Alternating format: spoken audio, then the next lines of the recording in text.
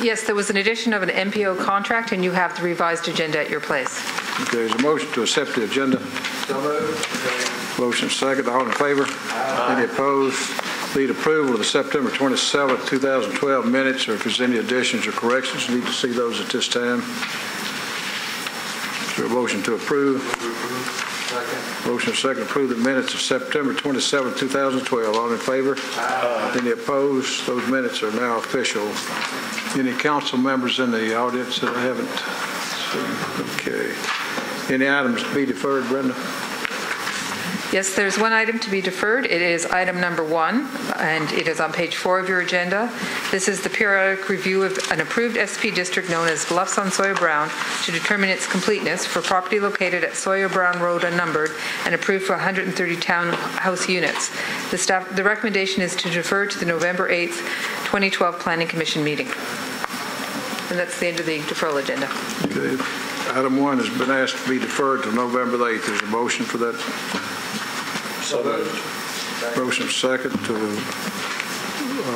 defer to November 8th, item number 1. All in favor? Aye. Any opposed? Items on the consent. Before I read the consent agenda, as information for our audience, if you are not satisfied with the decision made by the Planning Commission today, you may appeal the decision by petitioning for a writ of cert with the Davidson County Chancery or Circuit Court. Your appeal must be filed within 60 days of the date of the entry of the Planning Commission's decision. To ensure that your appeal is filed in a timely manner and that all procedural requirements have been met, please be advised that you should contact independent legal counsel. I'm now going to read the consent agenda. These will be voted on at a single time. There will not be individual public hearings, nor will the Commission debate these items unless a member of the audience or the Commission requests that the item be removed from the consent agenda. The first item on the consent agenda is item 2. It's on page 4 of your agenda.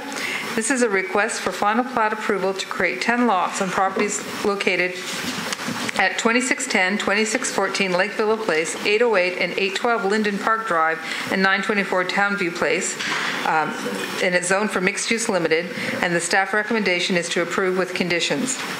The next item is item number 3, and this is a request to amend the zoning code pertaining to the membership of the Historic Zoning Commission, and the recommendation is to approve. The next item is item 4. It's on page 5 of your agenda. This is a request to amend a portion of the Stammer Park SP District for properties located at the southwest corner of Hobbs Road and Stammer Place to permit detached units. And the recommendation is to approve with conditions and disapprove without all conditions. Now, under the other business items, starting on page 6, item number 7, employee contract renewal for Dwayne Cuthbertson. Recommendation is to approve. Item number 8, a contract between the Metropolitan Nashville Planning Commission on behalf of the Nashville Area MPO and the TMA Group for Air Quality Outreach Clean Air Partnership. The recommendation is to approve. And finally, item number 9, the 2013 Planning Commission filing deadlines and meeting schedules. And again, the recommendation is to approve. That's the end of the consent agenda. The items recommended by staff to be on consent are items 2, 3, 4, 7, 8, and 9. Is there a motion to? Yes.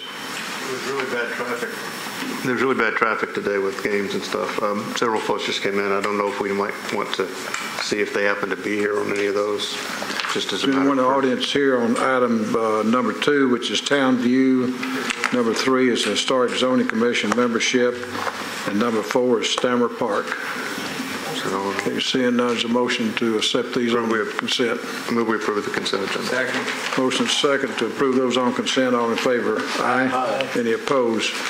Okay, for the members of the audience, there'll be a public hearing today on 2 items. Item number 5, Barlow Glen, and item number 6, 412 Brewer Dryer. All the other business has been approved.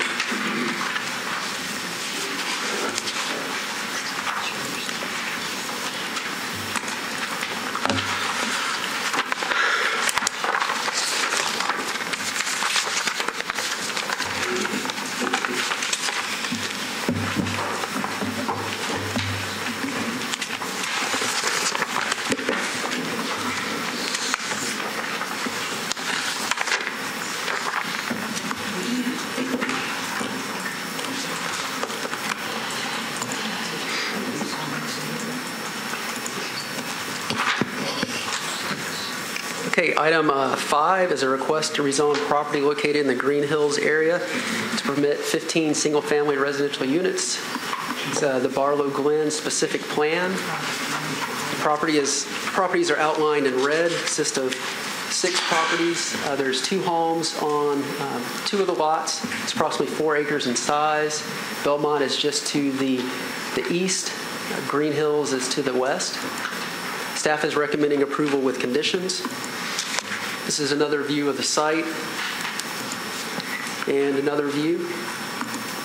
The existing zoning is single and 2-family residential R10, and the little piece at the back is single-family residential RS10. The proposed zoning is specific plan residential to permit up to 15 single-family lots. This is the site plan. It calls for 15 lots with an approximate density of 3.5 dwelling units per acre. Lots range in size from a little over 7,000 square feet to over 12,000 square feet. Access into the development will be from existing drives or existing public roadways to the east, Glen Echo Place, and to the west, Glen Echo West. Both of these are in developments that were intended to connect to this property. In 2002, Glen Hall was approved, and that's the property to the east, which is in a planned unit development. It stubbed out to the west, and then you have Glen Echo, which is to the west, which the street Glen Echo West was stubbed to this property intended to connect. So the development does make that connection. Lots 6 through 15 will have access by a public alley. There will be no direct access onto Glen Echo Road. So again, there's no additional driveways or curb cuts on Glen Echo Road that aren't there today. Lots 1 through 4 will have shared driveways, and Lot 5 will have a single driveway. Sidewalks are proposed on all the public streets. The sidewalk will be on Glen Echo Road and will connect to the existing sidewalk that's to the west, and will also continue a sidewalk along the west side of Glen Echo Place. This is in the Green Hills Midtown Community Plan. The policy is residential medium. It would permit a density up to 4 to 9 dwelling units per acre. The request is consistent with the policy, although it does call for a density that's slightly under what the policy calls for. There's also a special policy on the property, which basically, or this area, which calls for infill development, which would be in keeping with a more urban form as far as reducing driveways onto Glen Echo, higher density, as well as sidewalks. The request meets that criteria. This also meets some of our critical planning goals, and it supports infill development.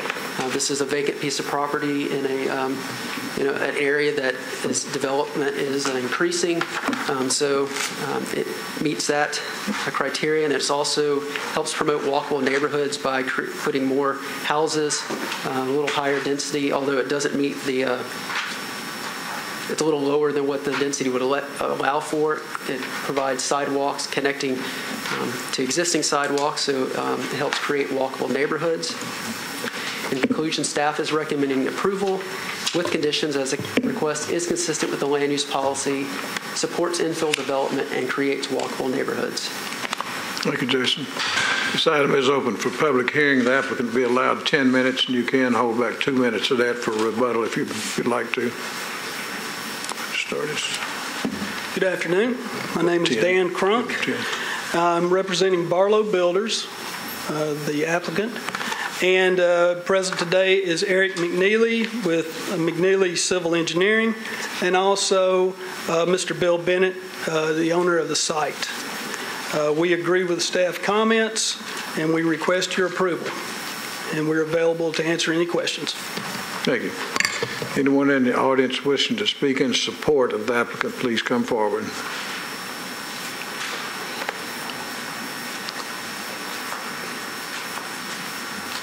My name is Bill Bennett, and of course I wish you to approve it.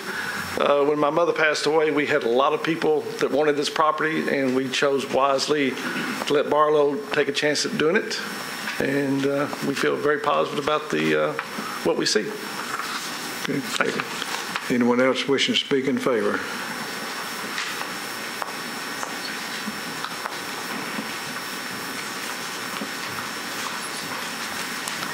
Hi, I'm Kim Thomas, and I live in Glen West, the neighborhood that would be right next door to this lovely development.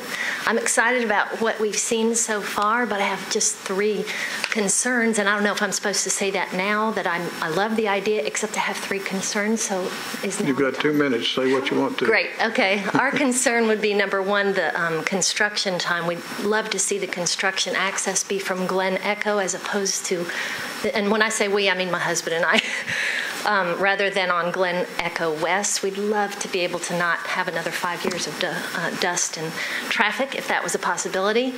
Another concern that we have is for traffic that will come through there once the development is done. Living on that corner, I do see a lot of traffic that comes through the neighborhood, and I don't know if a stipulation for a speed hump or something like that could be considered, but we would love to discourage zipping through our neighborhood to cut off that corner. And then the last concern that my husband and I talked about was the alleyway. We'd love to see that was 2 alleyways as opposed to one long one, again, to keep from zipping through there and the traffic picking up, especially with some small children in the neighborhood. So, thank you very much. Thank you. Anyone else? Seeing no one else wishing to speak in favor, anyone in opposition, please come forward and give us your name and your address.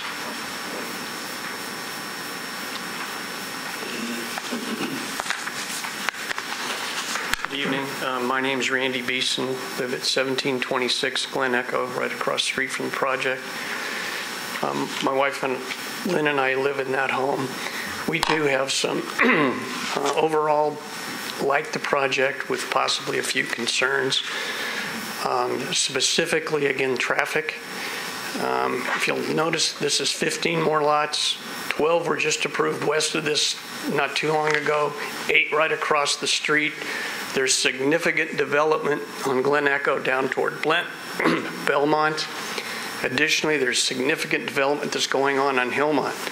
The traffic on Glen Echo, I think, is becoming excessive, and we would respectfully request that something be done to check on the traffic flow and possibly do something to alleviate or slow down the traffic on Glen Echo. The other concern or issue I have, and I don't fully understand, is stormwater drainage. With the projects across the street on Hillmont, those projects are being approved kind of 1 or 2 lots at a time, creating some significant drainage problems to various owners on Glen Echo. I don't know exactly how the storm drainage would work on this project, but would respectfully request that it be reviewed to make sure that there's no drainage issues to people downstream from these homes. Thank you. Thank you, sir. Anyone else in opposition? If you would, for the sake of the commissioner's time, if you'd line up behind each other, the microphone, we'd appreciate it. Hi, my name is Rob Cohen. I live in the subdivision just to the west, Glen Echo West. And I would just request that the road labeled Glen Echo West there not be connected, actually.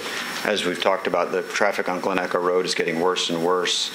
And if people have an option to cut across Glen Echo West to get to Glen Echo Place and across Glen Echo Road, we'll have significant traffic through the subdivision and on Glen Echo West, which is a narrow road. And if cars are parked there, not even enough space for 2 cars to come through. So connecting that will create a major thoroughfare through our subdivision when it's really not designed to have that kind of traffic through there.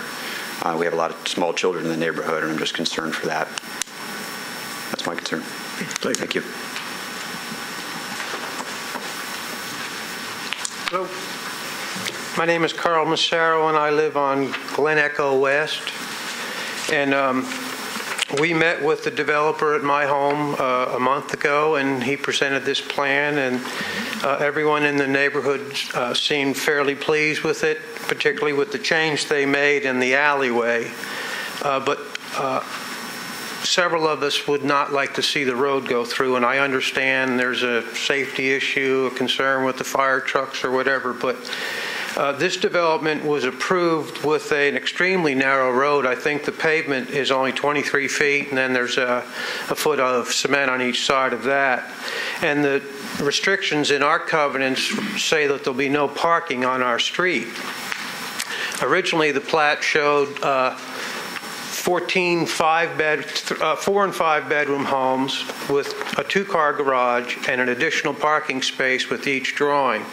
The original developer went belly up, and the new developer came in, and 4 of the homes that have been built since then do not have that extra parking space. So we've already deviated from the approved original plan a little bit, and we're going to have people with children, and their children are going to get cars, and there's no place to park those cars except on that street. And if you park a car on each side of that street, you can't get anything through, which is where we're at now during the construction. Some days you just can't get through at all. So to say that connecting those roads is a safety benefit, I really don't see it as being that way. I think for the people that are living on Glen Echo Place, they're going to see the traffic of the new 15 homes, whether they connect or not. But Hillmont and Glen Echo is becoming a very busy intersection. It's not uncommon to see 20 cars sitting there. I hope you don't connect them, and the developer really has no problem either way. It's the city's choice, so thank you.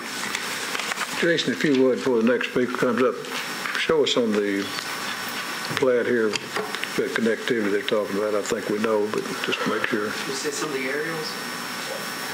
I think on the one that was originally up there. The one that was just up.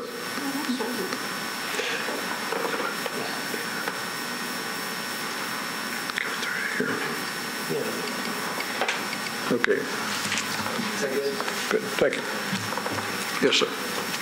Good afternoon. My name is Seth Hoffman. I live at 412 Glen West in that current development. My property is at the dead end, right where the new property will come online. I understand that, this is going to be developed at some point, understandably.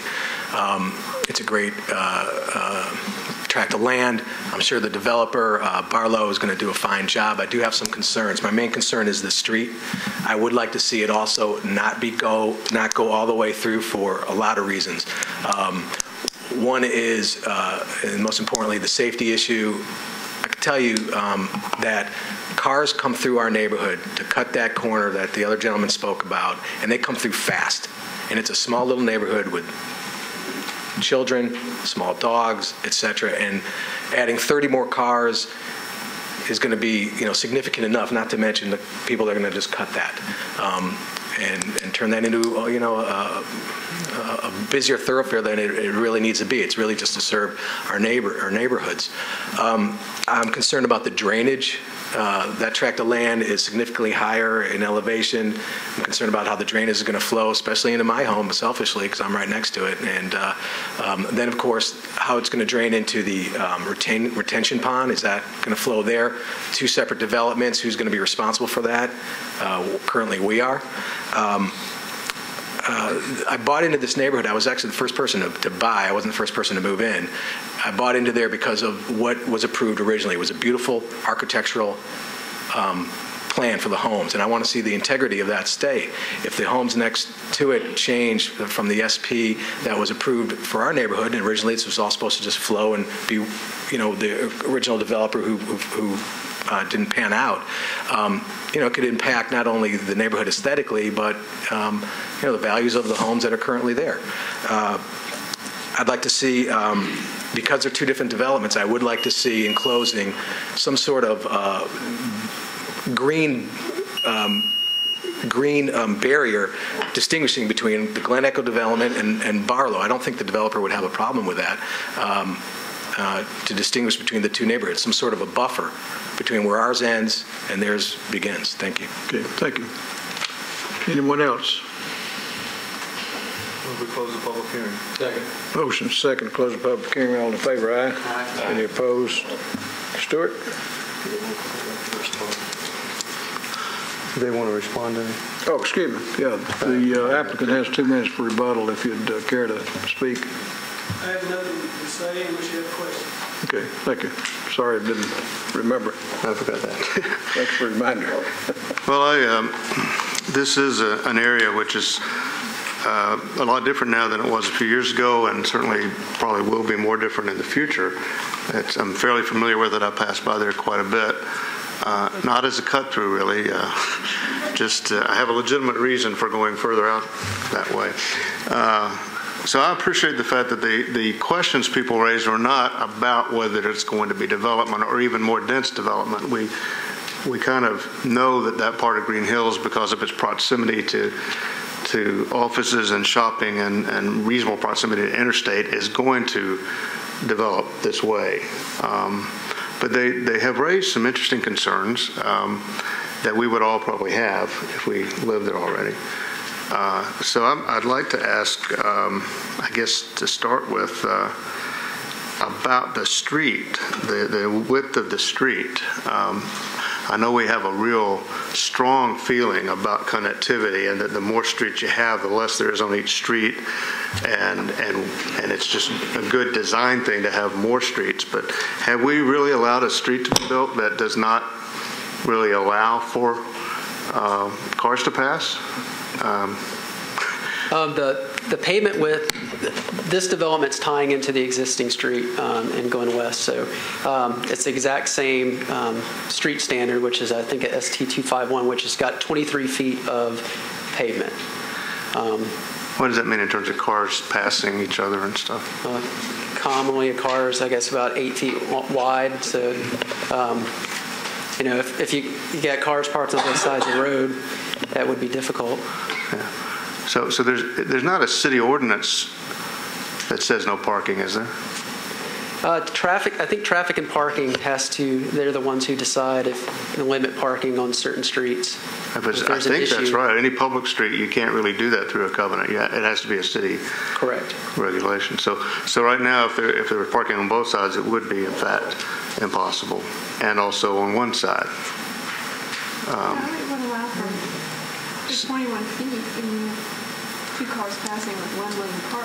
Yeah, I mean, there are streets all over Nashville where they're narrow, and you just have to negotiate your way through. I mean, that's traffic calming. So you got 8. Yeah, exactly. Yeah, natural traffic calming. I understand that, but so you got 8 feet of one car, 8 feet of another car, and then if somebody's passing, that's sort of like 24 feet.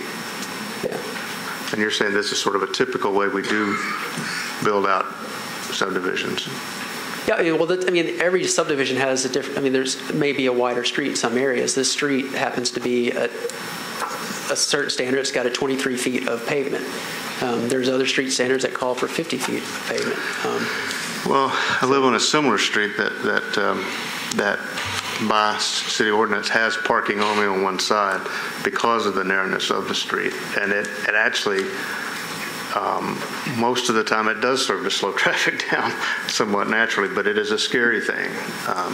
So I don't blame people for raising that issue, and I don't know if there's usually we deal with traffic and traffic calming and speed limits and such after the fact through traffic and parking regulations, I guess. Is that our norm? Being that I don't deal with that side of it, I would say that we try to deal with a lot of these issues. One of the things of having narrower streets is that it is a traffic calmer. Is that it's narrower, usually slows people down, and then if you have someone parking on it, that even slows people down more. So just the fact that it's a narrower street is a traffic calming device.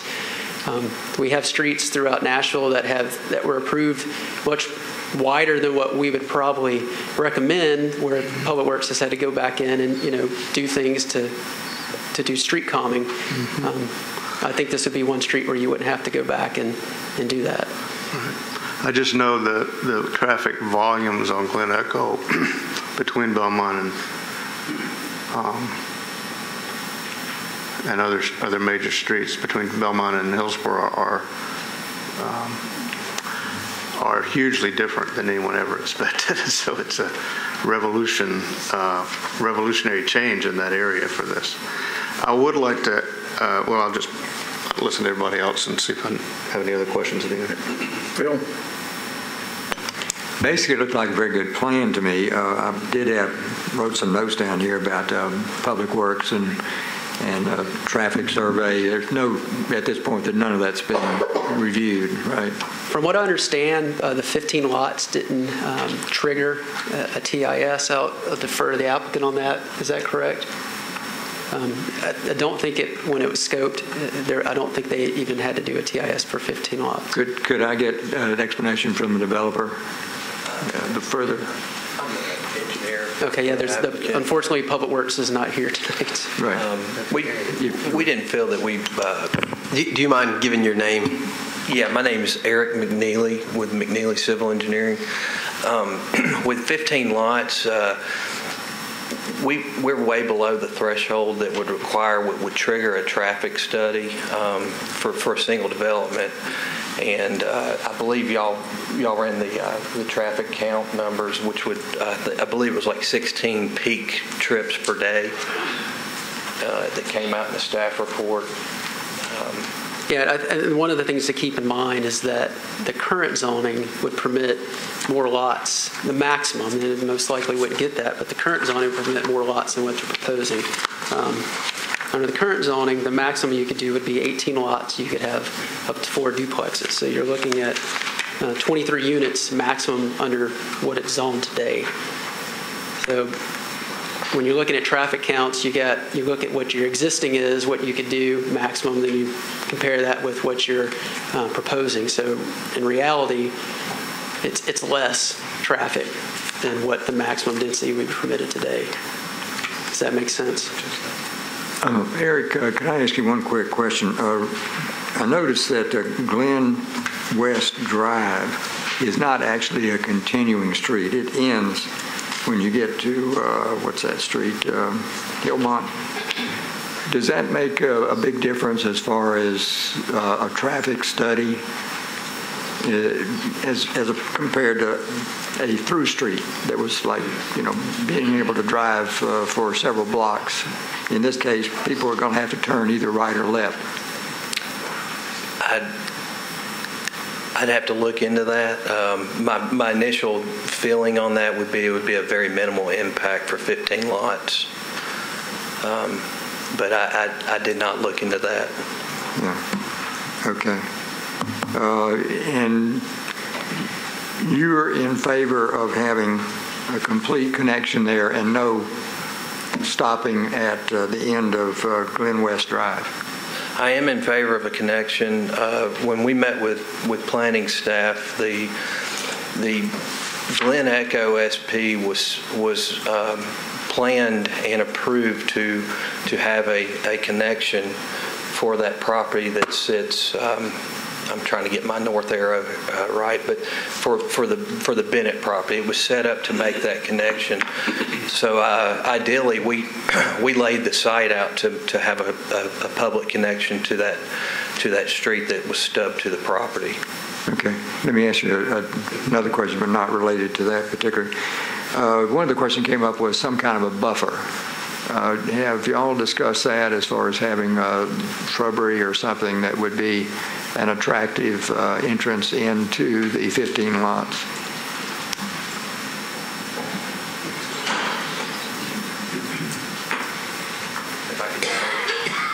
Dan Crump again. We did not look at a buffer per se, but as far as an attractive entrance, we are planning to, it's not shown on this plan, but at the construction stage, it would be like an entrance sign indicating that motorists are leaving Glen Echo and going into Barlow Glen. Okay, thank you very much. Yes, sir. Awesome. I just have a couple of questions. In looking at the structures that are all around here, these 15 won't be significantly bigger or significantly smaller than the existing homes that are in the area, right? The SP doesn't specify what the floor area for the homes will be, but they did provide elevations of houses, and they're basically consistent as far as size with Glen Echo, which is to the west. I mean, so they are, as far as size, similar. I'll probably let them defer to them on specifics. We actually asked them to take out, they had a lot of detail on their architectural plans, which we felt was probably not appropriate for us to be reviewing very minute details of someone's single-family home. So, but they do have some elevations that they provided, and shows the intent of what they're going to construct. Barlow Builders is presently building in Glen Echo, and it's our idea to build Barlow Glen, almost replicate Glen Echo. We feel like Glen Echo is a beautiful subdivision. It's walkable. It's got great architectural character, and we're going to continue that same architectural character. As far as the size of the homes, I would say the minimum size will be around 3,000 square feet. Is that about the average of what's around there? I think that's about there, a little bit larger, and we'll be building from 3,000 to 4,000 square feet. Okay, so basically you're blending in. Correct. Yes, sir. And that's our intent. All right. And I'll just make one comment. Several of the folks who spoke expressed concerns about stormwater drainage and so on. Just to assure you that before any new development like this can move forward, it has to meet all the applicable stormwater regulations, and they can't dump their water on their neighbors. So if that's your concern, then I want to assure you of that. I don't have any other questions. Okay. Andre? Well, I just thought we might invite Mr. Mishu to respond to that, since it has been such a concern about the water and how we'll be treating it. So we can hear directly from the source, please. Well, welcome again. Steve Mishu with Metro Stormwater. We're familiar with this area. There's some new development on Hillmont that drains towards Glen Echo. Then we're single-family houses that don't get quite the same scrutiny as a larger development like this. We have been dealing with the applicant's engineer, and as far as this drainage, it's all going to be going to a detention pond, and it's going to be released at the same direction it's currently going now. And that direction is not going to impact anybody north of Glen Echo or to this development to the west. There's actually a ridge line right where this property boundary is. So the break is to the east. So this should break to the east, and it's not going to cross over Glen Echo, and it's not going to come to the west. So it's all headed in the other direction. Someone also mentioned construction entrance. Sure. We look at the construction entrance, but we usually leave it to the applicant as far as where they want to put it. Normally, they usually don't put it on a busy road like Glen Echo. They would probably, come off the side road, which is probably not where the lady who spoke earlier probably wanted to go. But it's the likelihood of Glen Echo is not high, and the likelihood of the adjacent neighborhood is even lower, because that's another section, and nobody's really going to want the new development to have all that construction traffic over there, especially as it relates to maybe bonds with, road improvements with Public Works and other departments. But would Public Works look at the distance from the stop? I mean, there's a busy intersection at Hillmont and Glen Echo. So if it came through the subdivision on Glen West Drive, is that heavy trucks coming out near that intersection? Is that more complicated than if it came out on Glen Echo? Which is equally busy. I mean, they're both busy roads, because a lot of the traffic comes around on Glen Echo and goes on to go to Richard Jones. Sure. Well, I can't speak exactly what Public Works looks for, but I don't think erosion control, such as a construction entrance, is part of what they look for. Our requirements are pretty much how long does it have to be, how wide does it have to be, how thick. We'll really leave it up to the applicant to determine where's the best entrance. If you guys want to determine, say, hey, we really prefer it over there, then you could add it into a condition, and between planning and stormwater, we'll make sure it gets enforced.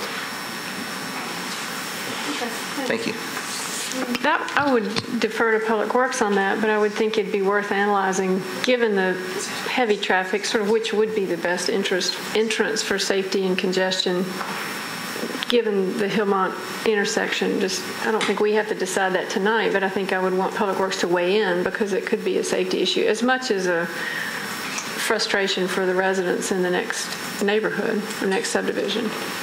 So I guess I wouldn't say that in our SP we'd make the caveat it has to be here or there, but I guess I would like to say that if we're going to approve this, I'd want to have Public Works at least get to consult with them on where it goes so that it's the safest. Greg? All my questions have been answered. No comments. Any other comments? Is there a motion? Go ahead, Stuart. I just understand the concerns that have been raised, and they've been raised very articulately. I think there may be a need for some traffic consideration, some potential protective traffic measures at some point as the area does continue to intensify in use. I do think it's correct, as weird as it sounds, that the narrowness of streets probably will help and not harm that issue, because people will not want to do that. They won't want to slow down that because of the parking on the sides and the narrowness of the streets. So I think it's maybe for a different time when we look at more traffic calming or traffic related measures, and I think probably some great care has been taken in the proposal, so I'm comfortable with it. Is there a motion? I move approval as your microphone. Turn your microphone on. I move approval as stipulated by staff with conditions. Second. Motion second. All in favor? Aye. Any opposed? Motion carries. Ready for item number 6.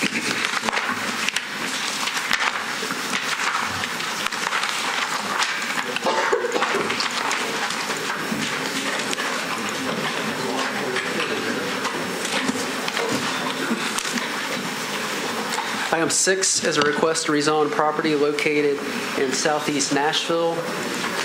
Property is outlined in red. This is on the north side of Brewer Drive, on the west side of Nolensville Pike. This is just north of Old Hickory Boulevard and the commercial area just around that intersection. It's also across the street from a bowling alley. Staff is recommending disapproval. This is another view of the site. I'm sorry. This is another view of the site. The existing zoning is single and two-family residential R6. Proposed zoning is commercial limited. This is in the South Nashville Community Plan. The land use policy is residential low-medium. This is a residential policy. It supports all types of residential development, single-family, two-family, and multifamily with a density between 2 and 4 dwelling units per acre. The proposed zoning is commercial and is not consistent with this land use policy. This is another view of the site. The other attraction is that it's right behind Barbecue, if you know where that is, which is just on Nolensville. And in conclusion, staff is recommending disapproval as the request is not consistent with the site's residential land use policy. Thank you, Jason. This item is open for public hearing. The applicant will be allowed 10 minutes to present their case, and they can hold back 2 minutes for rebuttal if you like.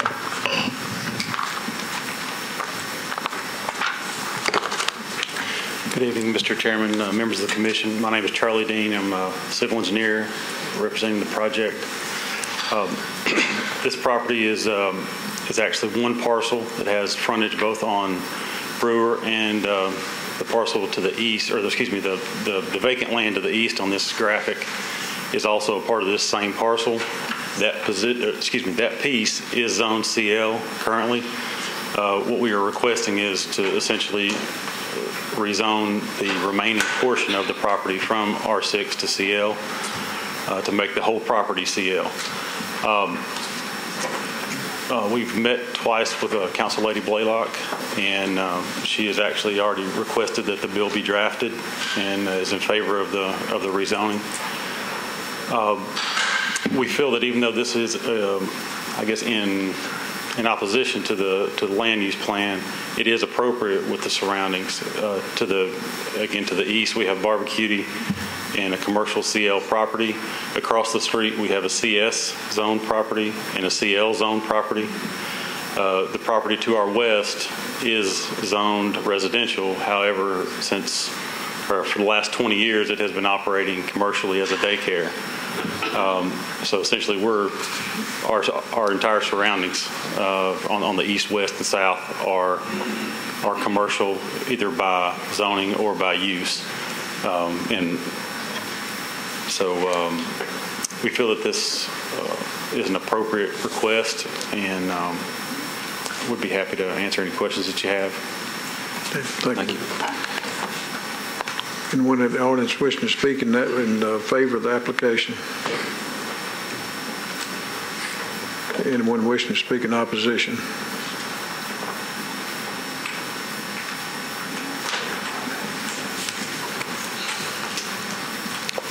My name is Renee Dawson. I live at 444 Brewer Drive.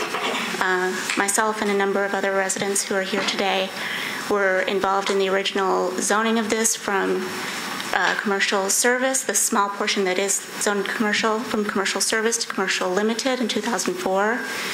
Our city councilman at the time, Randy Foster, purposefully supported us in maintaining this strip as R6 in order to maintain a buffer between the neighborhood and the commercial property that faces Nolensville Road. And we do not support this in any way, shape, or form. We've reached out to Councilperson Blaylock for the last several months to try to get a meeting with her or with the new landowner, and we have been denied that. We have not gotten anything other than I'm working on it. So we agree with the staff's recommendation for disapproval. We don't think that it's appropriate to add commercial property to the Nolensville Road facing area right now, and we don't approve of the request for a outlet onto Brewer Drive given the amount of traffic that would cause. It's an exponential increase in traffic on Brewer Drive that would cause. So do not approve of this. Thank you. Thank you.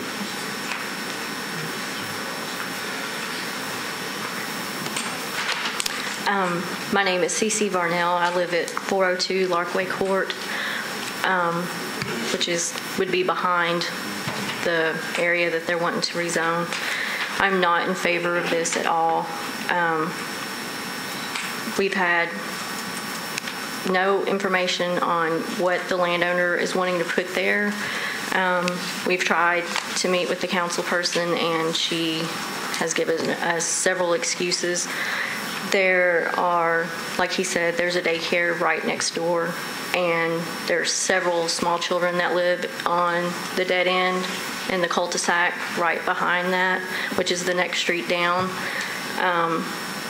There are children that walk to school that is right down the street daily in the morning and the afternoon, which would be a huge, huge concern with the traffic that it would bring in.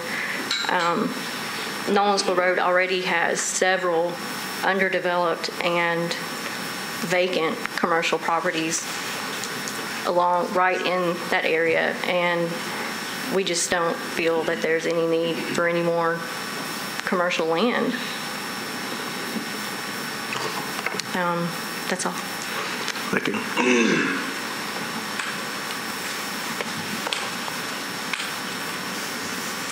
I am Shirley Chesser. I am very much opposed to the development of commercial. If you will go down Nolensville Road, you will find vacant property, Lowe's, Food Line, Social Security, and I think Uwang has finally got someone in there. But there are Walgreens at Antioch Pike. Brewer Drive is a residential area. It always has been. And we have no sidewalks. We cannot get the cooperation of the South Precinct of Metropolitan Police Department to even come and calm the school buses, let alone the drivers up and down. And when they do, they send one person out, and while he's writing a ticket for one, there's 5 goes by doing 80 miles an hour on a 30-mile street. We cannot get any cooperation. Now, the owners of this property have never kept it. It's always been against codes. And I not only speak for myself, but I have 3 other households right around me that couldn't be here because they have to work. And they are against this. So I urge you, please, please do not approve this to be a commercial property. Thank you. Thank you.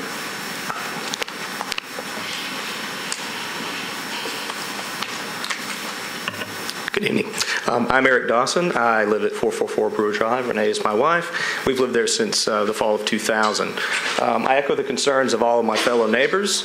I would also like to mention that traffic calming efforts on Brewer Drive have not been effective, although there are some participation from Metro in doing that, especially at the end of the road that Mr. Basheen lives on, which is closer to Edmondson Pike. We do not have a traffic signal at Brewer Drive and Nolensville Road. And Brewer is actually, if you're aware, a street that straddles Nolensville Pike. So this is an area where there are numerous accidents, people waiting in the median to turn. This property would be directly adjacent to that turn. So I foresee nothing but calamity without the lack of a signal or any further planning for traffic calming in that area. So that's what I'd like to add. Thank you. Thank you. Anyone else? Anyone else wishing to speak? Okay. The applicant's got 2 minutes for rebuttal if you'd like to speak.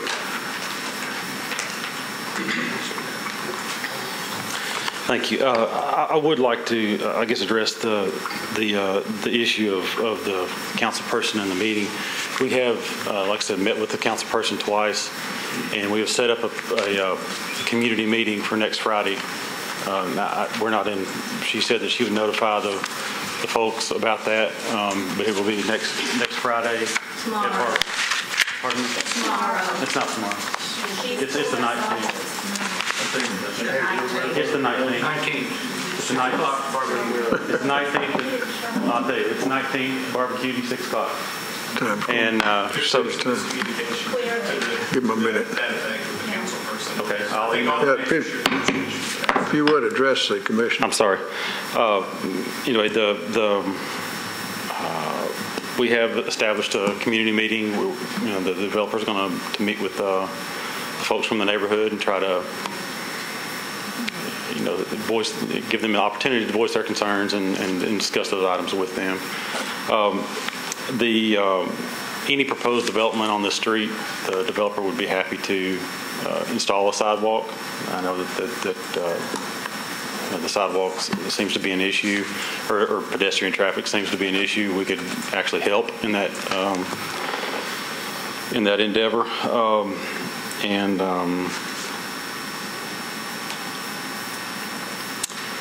Well, I guess that's all I got. I'll be happy to answer any questions if you have any.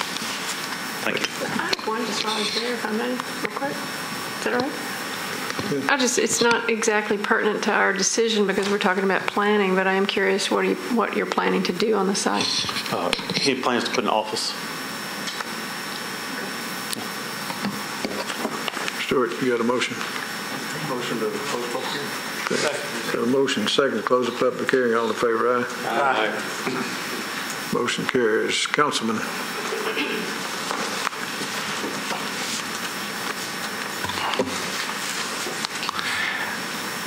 I really don't have any questions. It appears that there hadn't been any groundwork between the developer and the community, and we're looking at a request that goes against the plan for this area. I really don't have any questions. Philip?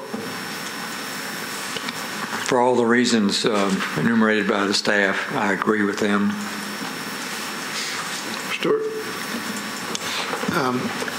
It's not that we don't ever change from the approved plan for a small area, but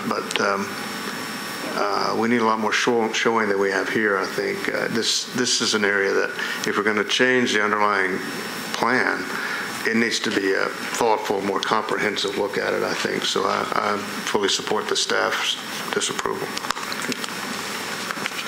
No questions. Greg?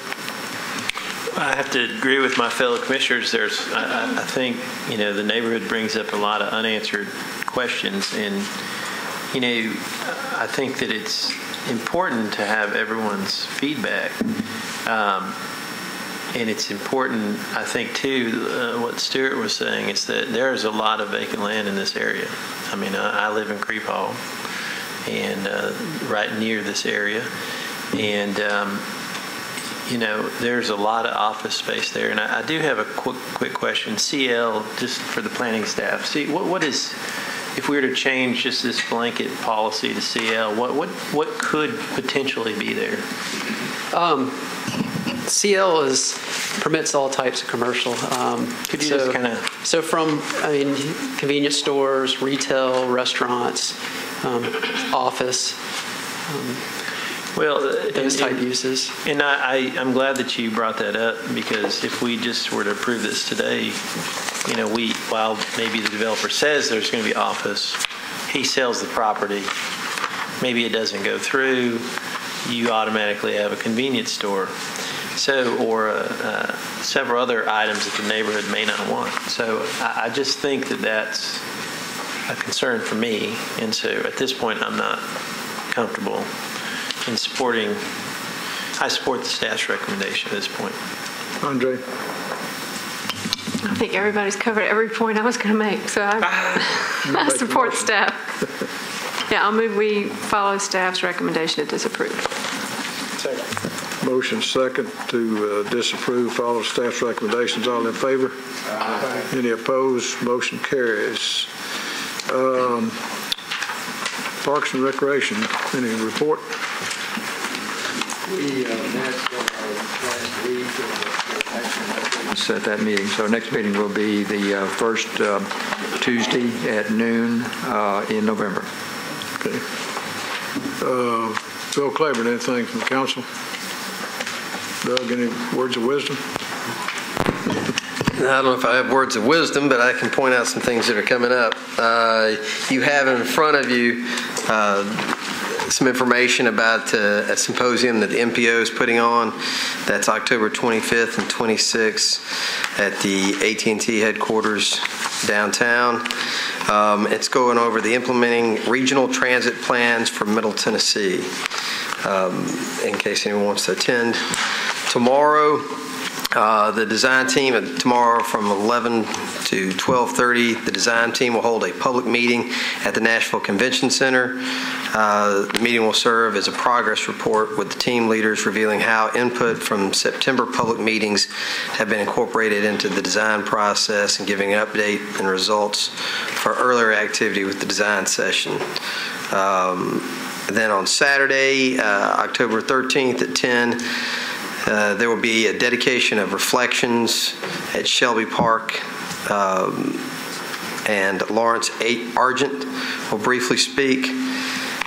And then on the 17th... Actually, just a second. There's also, they've encouraged a lot of artists. Is that where they're selling the artwork from the Canadian Fort Airport? Is that the event? Do you know? Are you talking about the dedication of that new... At that event, is that the same? Public art piece? They encourage a lot of artists to go to the Canadian Fort Airport and gather up some of the bits and parts that were left over from the airport and make art sort of as a tribute to Canadian Fort. And so artists from all over town have done this, and then they'll have these pieces for sale. And I think it's toward the purchase of the land, or it's supporting the city. It's a good cause. Any artists we know? As a matter of fact. Doug, what's the date again on that? That's going to be Saturday. This Saturday at 10 o'clock, the 13th at Shelby Park. Then on the Wednesday, the 17th, there is a webinar, and I'm happy to give anybody the link that they'd like that ULI is putting on, entitled Housing in America, the Baby Boomers Turn 65. And that's at 4 p.m. on the 17th. So, yeah, that may sound a little too familiar for some of you, but I've got the link if you would like that. That's all we have. Is this webinar, is that part of the continuing education? No, it's not. Okay. On the right. It is not a part of the continuing education, though it would certainly count towards your credit hours. It does count then? Yes. It could be used towards your credit hours. Absolutely. We'll still have other sessions where you can get those continuing education that's necessary, but that would count. November 7th. Bill? If we want to attend, say, a couple of sessions on this schedule, do we still have to register for the day that we want to go? Yes, you need to register. But it is understood that people will, it's a very long symposium, a day and a half. It's understood that people will have to probably do some coming and going during that time. But while you are there, that will also count as your continuing education. Stuart, did you have something else you were? I thought you were saying something while I was. Manage the situation. Okay, I want to remind you that on item 9 today on the consent agenda was the filing deadlines and the meeting schedule for 2013. So you may want to pull that out so you put that on your calendar for next year. So, any other comments? Adjourned. Thank you, Mr. Chairman.